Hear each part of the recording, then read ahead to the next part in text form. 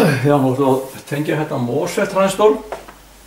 Þannig hérna, það er að segja að þegar hann teknar svona með svona bílum hérna á milli, þá leiðir hann ekki nema að fái spennu inn á gateið.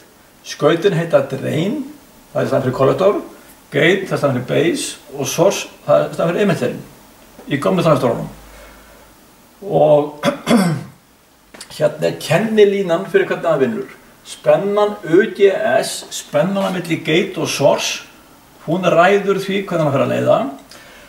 Og það er engin leiðinni, hérna sem er 0 volt hérna, sem bara til jarðar hérna sleikjan, það er engin leiðinni. Hér er strömmur í niðurdreinið í gegnum hann. Við cirka 2 volt spennunni hér, þá byrjar hann aðeins að leiða og svo hækkum við spennuna bara að fá meira og meira leiðinni.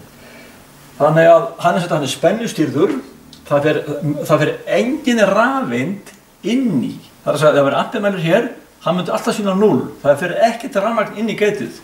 Það er aðeins rafsviðið sem við notum og hérna, já, við skulum bara setja þessa töflu hérna upp hérna, sjá hvernig hann heiða sér, hver er spennan hér á milli þegar það lítið ljós 5% og ca. 30 og 90 og svo allt í botni.